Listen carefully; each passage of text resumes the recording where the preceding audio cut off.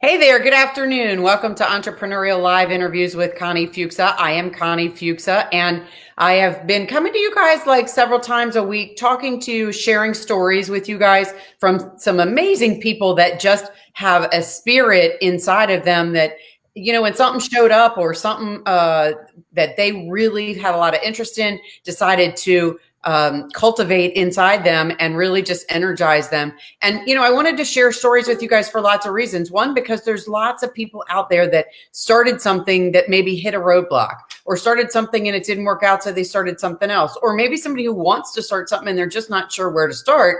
And so I'm sharing with you guys some incredible people that have been through all of these challenges and keep getting up and going to do it. And today I have just absolute honor to introduce you to a person that has I've worked with for years, but has become a friend. And she has just a wonderful, fabulous story that I just am so excited for you guys to hear and share her personality and her story with you. Today, I'm interviewing Beverly Brown. Hi, Beverly. Thanks so much for being with us. Absolutely. Thank you for the opportunity, Connie. I really appreciate it. You are welcome. Well, it is truly my honor to have you on. And what I wanted you to talk about first is just tell us who Bev is. Tell us, where you're from, how your life is, gotten you to today, and what steps you went through and what that looks like. Wow. Well, I've got 50 years of that now. I can't believe it. Don't we all? Welcome to the club. I turned 50 this year and I'm still not accepting it. But, I grew up on the Eastern Shore of Virginia on Chincoteague Island. So for all of my island peeps, shout out to you guys. I hope everyone's doing well under quarantine. So my story really starts with growing up in a beach town, living in the life of hospitality and tourism. And never did I realize it would put me to where I am today as a travel agent. Southern Maryland, my home for the last 13 and a half years. Can't believe it's been that long. We came to Southern Maryland the same year I got married. So in 2006, got married, sold a house, bought a house, started a new life here in Southern Maryland. And it's been a real blessing to live in this community. It's almost like a mirror community to where I grew up. So waterfront, agriculture, and hospitality. So those things are what I gravitated to when I moved down here because they were things that were familiar for me. And my first job was at the St. Mary's County Tourism Office in Southern Maryland. So I actually started out in this community marketing and promoting St. Mary's County, Southern Maryland, and their attractions, hotels, restaurants, museums to visitors. And fast forward 13 and a half years later, here I am, a travel agent. So that's really interesting. Now, see, you guys, a lot of times I'll be talking to people that I do know some things about, in most cases, and that I never knew about you. I knew some of the other pieces, but I never knew you started out in the tourism office. That's really cool. Yeah, when we got here, I had no idea what I was going to do. And, 13 years ago, you looked in the paper or you searched SOMD.com. That was like the hot website to check out. And they needed a coordinator, like an administrative type person in that role. And, I came to the table completely overqualified, but I convinced them that they needed me and that I would help with the marketing and move into a new age of marketing because, online stuff was just really starting to bud back then. And fortunately, Carolyn Lorray fell in love with me and we had a great working relationship. I still miss her and really accredit a lot of my success to her. So yeah, that's kind of how I ended up where I'm at today with a few other twists and turns in between. A lot of people in the community know me for my work in the hotel days as the director of sales and marketing over at the Hilton Garden Inn Solomon's, where I helped coordinate a lot of meetings and corporate conferences and social events, chamber of commerce events. So when I transitioned into my entrepreneurial life, for me, it was easier because I had so many connections in the business community. Mm-hmm. For those out there listening and thinking about making a transition, the one thing that I will say was one of my bigger challenges was rebranding myself. I kind of lost my own identity in what my job was. But at the same time, some of what I was known for was, getting it done. Yes is the answer. What was the question? There was no. We were going to make whatever happen for you, for your meeting, for your event. And, we just got it done. And I had a great team. So teamwork was definitely something that was huge to me. And, when you work for yourself, as you know, teamwork doesn't come that easy because you're your team. That's right. That's right. Me and my Pats, we're a great team. That's right. Well, hey, everybody is showing right now with their online Zoom meetings, their team members that are sitting around the house being lazy. I had my quarantine guy on this morning, so happening to us all.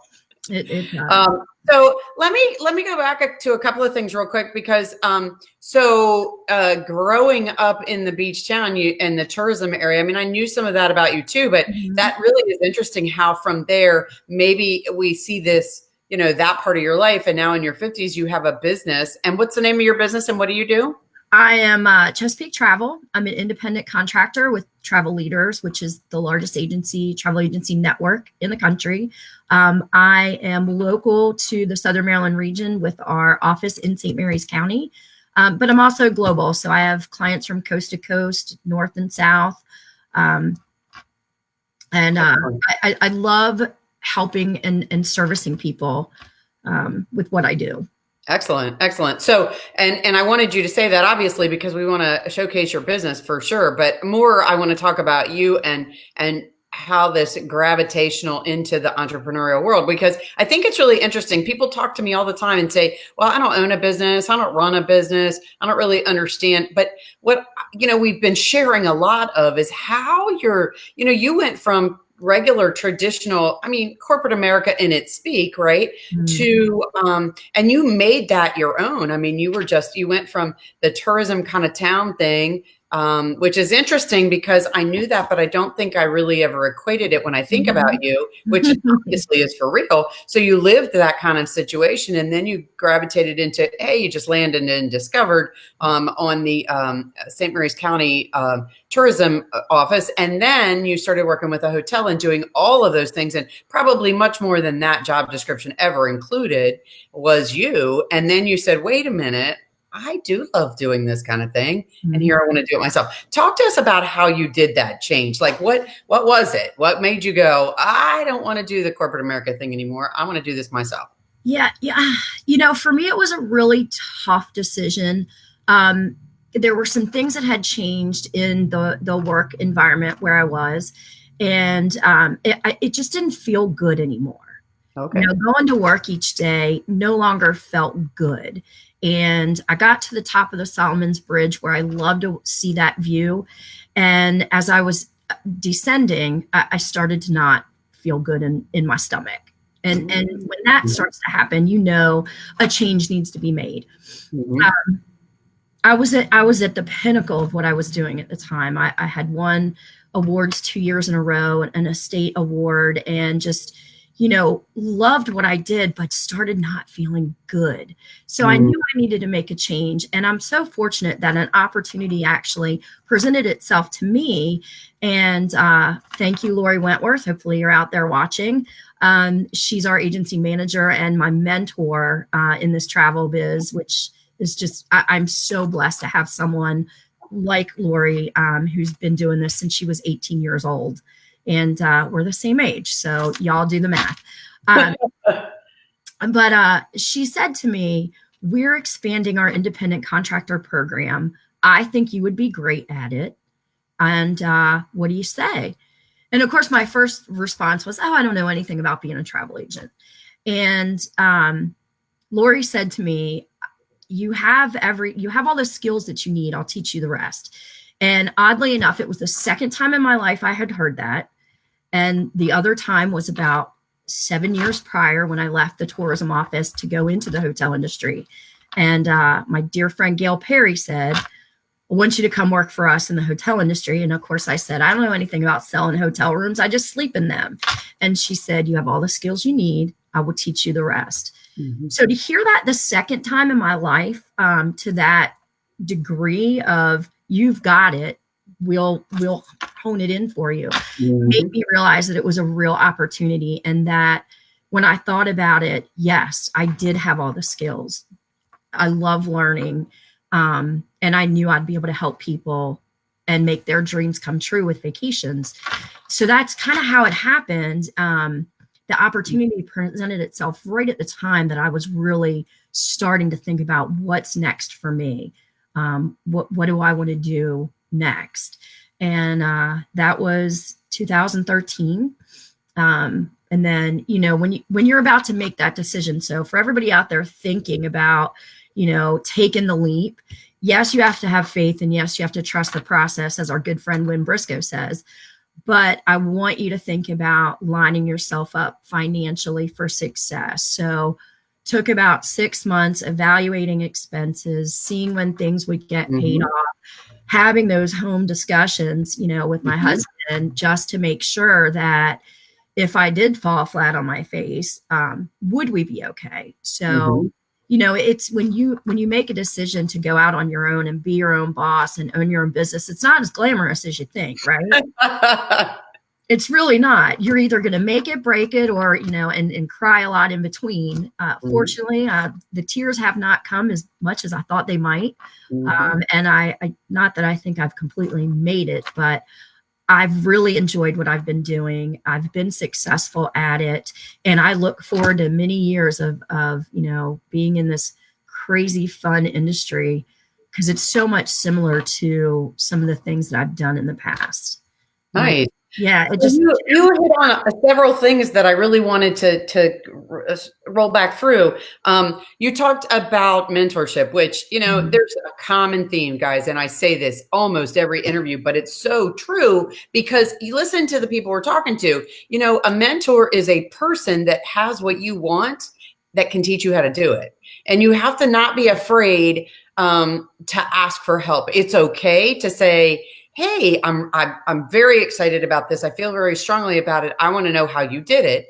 And they're either going to say yes or no. And if they say no, then you move on to somebody else. More than likely, if they're a successful person, they're not going to say no, because they want to help you, because they have the energy and feel the power of what it feels like to have that success. So it's not something you should shy away from. Mentors are huge. They're so important. And more than one is good. You can have one, you can have several. It doesn't matter, because different people are going to fit in different parts of your puzzle, right? So I love hearing you say that, because I think even if you don't own a business, but more than because of the support that you need, it's so crucial to have that mentor in your pocket. Always have that person ready on the phone. Absolutely. And I've been blessed with some really amazing mentors in the tourism and hospitality industry. That's fantastic. Yeah. Fantastic. So, but one of the things I want to talk about that you brought up, and I'm writing notes, that's why I'm looking down, but one of the things you brought up that nobody else has brought up yet, but I think this is so important, because I talk about this a lot too, is the support at home. So when you're thinking about doing something like this, or you're doing it, you have to make sure that whoever your support system is, whether it's team you've talked about, or it's somebody who is at home, or somebody who's close to you, that so talk about that step a little bit, because you had to have a conversation, which is so important when you're thinking about making this step. And we haven't really addressed this whole process with anybody without walking into these steps, but with some of these pieces. So talk about that just for a little bit, because you and your husband have a great relationship, and I know I feel the same way in my situation, but I want to hear it from you. I want you to talk just a little bit about that, because these are real and hard conversations you need to have if you're going to do something like this. And even if you're in it now and you're having struggles, you guys need to be on the same page. Absolutely. And like I said, first of all, when you set off to be an entrepreneur or be your own boss, the cash doesn't start flowing in immediately. Like, there's a lot of hard work and foundational things that have to happen. So, if you can set some of that groundwork up while you're still gainfully employed, that to me is the best opportunity. But for us, we had a conversation. Matt knew I was unhappy. He could tell that, I would come home at the end of the day and just be drained. And he knew it was no longer fun for me. And so when that conversation came about, we sat down, we talked about the finances and, when was it going to be okay for me to take the leap? And, without that support and that faith that, and that belief that, yes, I think you can do this. I know you're going to do this. You'll probably be amazing at it. Without that, it would have only been a struggle, right? I could eat ramen for a long time and it would be okay. But without the support, it's then a struggle. So, and Matt has to agree to eat ramen for a little while too. Right, exactly. He's not a fan. Right. So, and not only supporting you walking into it, but supporting you every day when you come home and things aren't going like what you had thought, because these are real entrepreneurial struggles. It doesn't, like you said, it's not like you walk in and you're your own boss and woohoo, life is good. It's, it's sort of like all of a sudden being on unemployment and figuring out how to get the stimulus check in your pocket quicker. It's like, for sure. Yeah. But having that support, that person standing behind you, cheering you on, making sure, giving you real conversation when things aren't going exactly as you had hoped, or maybe as you thought things were going to go, or even when you have, once you're established and maybe you're not on your own, maybe you have somebody that is working with you, or somebody that you're working with that is a little bit of a struggle. Having that sense of a voice of reason at your home office is really important as well. Absolutely. It's crucial. If you're home, even if it's just, you just have a roommate, like you have a friend who's roommates. And if that person doesn't support what you're doing and, and then there's a conflict at home over, expectations of when things are to be done or when someone's going to be home or not be home, then struggle happens and, conflict happens in your home environment. And you don't want that as an entrepreneur. So I think, understanding that potentially could happen and those candid conversations are really helpful. And even ongoing now, we have to have conversations of, okay, I have to go to conference for a week. Here's the thing, like, this is what's going on. Are we good? Do we have everything covered? So yeah, critical conversations, as we like to call them in the Dream Queen Association. I like it. Okay. Yeah. So now I want to go back to, you said, well, I got into this world because an opportunity just showed itself to me at the right time. And this again is one of those themes, guys, that somebody who's afraid to jump off. I had somebody last week say, look, when somebody hands you the shovel, just start digging, get to it, get to work, do it. And so if, this opportunity showed itself and said to you, hey, here's something you could do. And you said, maybe this is something I would like to do. Once you first didn't question yourself any longer whether you could do it. Wow, this could be something that could be in my wheelhouse because I kind of know what to do. And wow, wouldn't this be fun? And okay, I'm going to sit down and talk with my significant other or my support team. But talk about that whole concept of the opportunity knocking on the door and you saying to you, hey, I'm here, and how you felt about taking advantage of that. Yeah. So here's the thing about opportunity is if you're not paying attention, you don't notice it, right? And so when the opportunity first came around, I was like, but then I started to think about it, and then I started to notice it and ask more questions, and then kind of got excited about it. So that's when it started to become real. Like the opportunity became real. Like, no, I really could do this. There are people out there that do this and make a nice living and have a good time doing it. And that's, for those that know me, they having fun is definitely part of the job description. Like if there's not fun involved in a job or a project or a group or whatever, I'm out. I'm out. Beverly has fun, and she also has a lot of energy. So you have to be prepared if you're getting involved, and she's going to work on something for you. She's got it all worked out and does a phenomenal job, but she is always going to have fun. You're absolutely right. So talk to us a little. One other thing, though, about opportunity, and I want to share this too, is because sometimes opportunity is found in the hindsight. Because right when I made that decision in early 2014 to say, I'm done. I'm not going to work for anyone else now. I'm going to work for myself. Things in our life started to happen. And had I not had that flexibility in my life, I wouldn't have been able to, drop everything at a dime and go be with my in-laws when they were taken to the hospital. And then, of course, in 2017, late 17 and through the first half of 2018, I was with Matt every day, getting him healthy from a little stint with cancer. And so opportunities sometimes come in the hindsight that, oh my gosh, like it was fate. It was meant to be.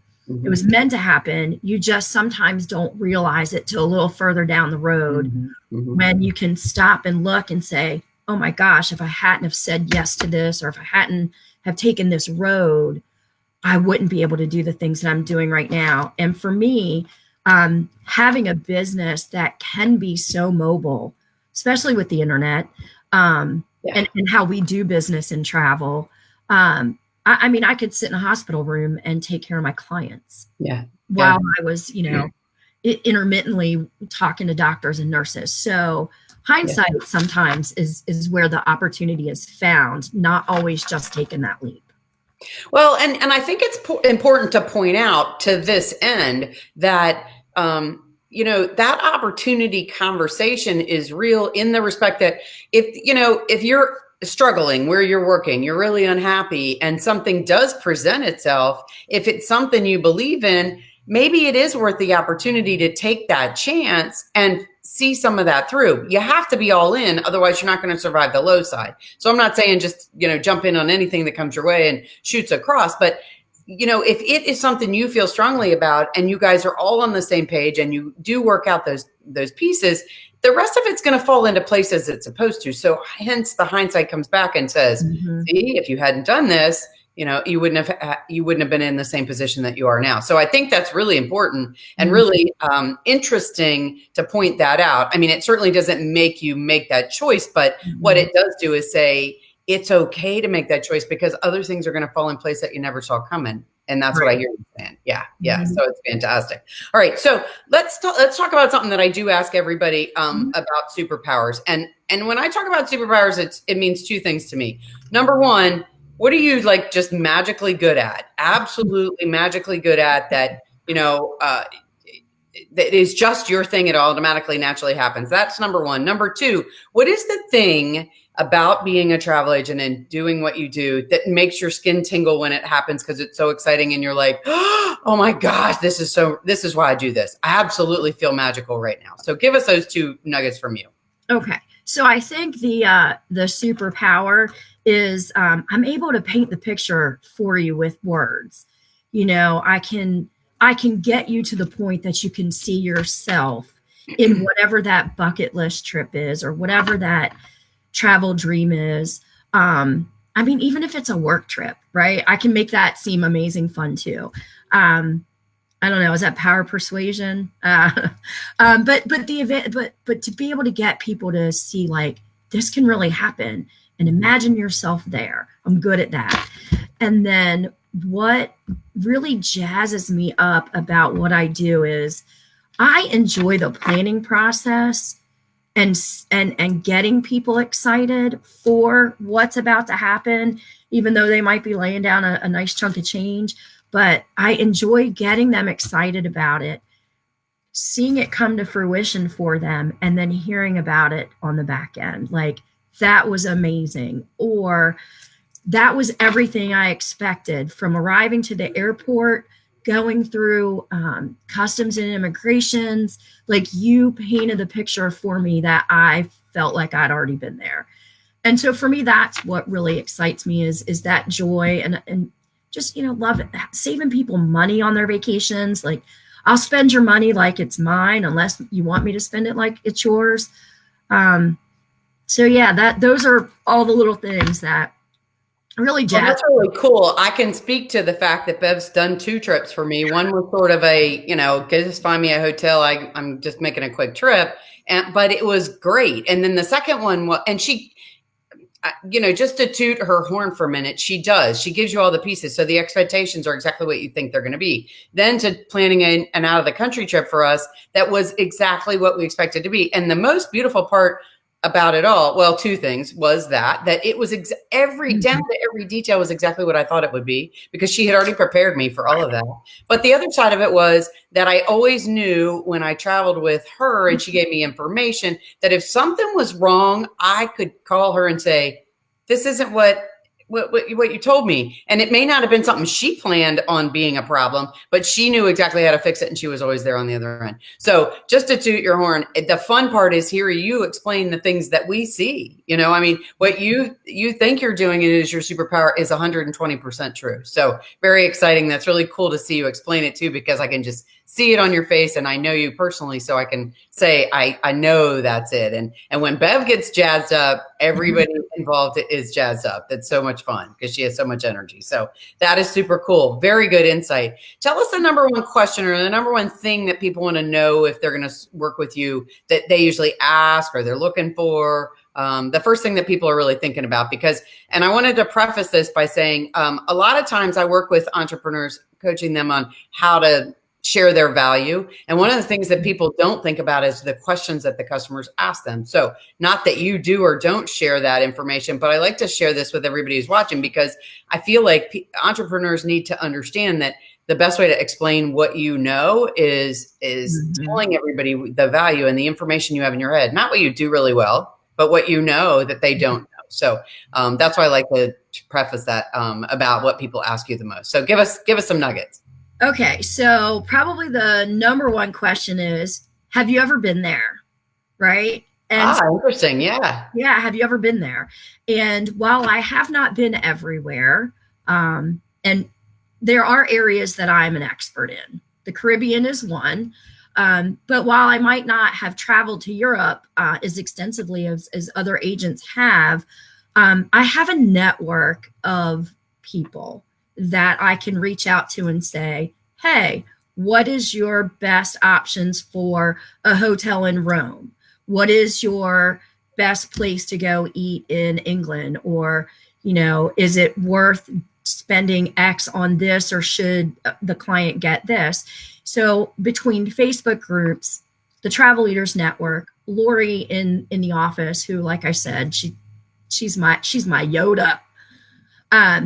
So one of the things that I have is that power of the network behind me and other people that have been there, done that, even if I haven't, in addition to all the online training and certifications and all that. So yeah, that would be the number one question is, have you been there? And then number two, which happens a lot, is how do you get paid? So let me go back to, I want to talk just for a minute about the expert thing, because I think this is really important that entrepreneurs don't feel that they have the expertness, and the people on the outside say, of course you do, because you know all these things. So what I wanted to share in this series about the expert conversation is, not expert conversation, in the entrepreneurial conversation, is about that expertness. A lot of people say, for example, I owned a business for over 30 years. I could explain to people stuff all the time, but I wasn't explaining the right thing. And so that's why I ask what people ask you, because those are the things that people want to know. And if it doesn't matter if somebody knows more about Europe than you do, the question is, do you know more than I do? And if you know more than I do as the layman, then you know more and you're the expert. So that's what I want to share with entrepreneurs everywhere, is the expert is that you know more than the person that's asking you. That makes you an expert because you have information that they don't. And on top of that, all of us don't know all the answers to all the questions about what we do. And having the network is very important, because people in any particular industry will bounce things off of each other all the time. So having that network, it makes you more of an expert because you're smart enough to reach out to other people too. So finally, I want to wrap us up, because I know I don't want us to go too far over, but I just, this has been so much fun, because so much good information here. But I want you to share with us, just in 10 words or less, if someone who doesn't know Bev, what do you do for a living? So I'm a travel advisor, formerly known as a travel agent. The industry is making a change. So travel agents are more order takers. Advisors are more experience driven and knowledge driven. I provide full travel solutions, whether it's for business or family leisure travel. I'm a groups expert, destination wedding expert as well. So I do have a few certifications. Nice. Very good. Very good. It's very good. So if somebody wants to reach you after today, how in the world do they find you? Well, most of the folks that are out there watching today probably already know I'm an open book on social media. So Facebook, Beverly Evans Brown, that's me. And also I have a Facebook page, Chesapeake Travel. You can find me on Instagram at Chesapeake Travel, and Twitter, same thing. And then, of course, website is beachboundandbeyond.com. Nice. I love it. Would you do me a favor too and post the that link, that information in the comments under our live too? That way, if anybody is watching or watches on the replay or watches when we post it on LinkedIn or on YouTube, sees it, they'll know how to find you right away. Any last little tidbits you wanted to share with us that I didn't get to with asking questions for you? The last thing I'd want to share is that when you become an entrepreneur, don't box yourself in and keep reaching out, because having a sphere of influence and a sphere of network that you can bounce ideas off of, have conversations with that can be in a trusted sense to really feel that, you're in the right lane or you're doing the right thing. And then also give back, because, when it comes your way, if you're not giving back, it's not going to keep coming your way. That's absolutely excellent advice, and also very true. Beverly, I can't thank you enough for your time today. Super valuable. I have a whole page of notes of things that we're going to talk about, but I am just thrilled that you took the time to talk to us, and I really appreciate you being with us today. Well, thank you so much, Connie, and I appreciate you for doing these series. They've been really enjoyable to watch. I've gotten to know some fellow entrepreneurs a little bit better from your interviews, so I thank you for that as well. Oh, thank you very much. All right, guys, we have no more interviews today. Tomorrow, I will be interviewing Bonnie Morris of Aero American Termite and Pest. So you're going to want to stay tuned. She's definitely been in her entrepreneurial world for a long time and has, I'm sure, lots of good information she's going to share with us. And then later in the week, I have a photographer on that you guys, a lot of you know, and we'll want to hear a little bit more. So for now, we'll be tuning out. If you need any information from me or you want to know a little bit more about learning how to tell your story, sharing your expertness, ConnieFuksa.com, or reach out to me after this video and we can talk about it then. So I hope you guys are having a fantastic day. Stay safe. And Bev, thank you again.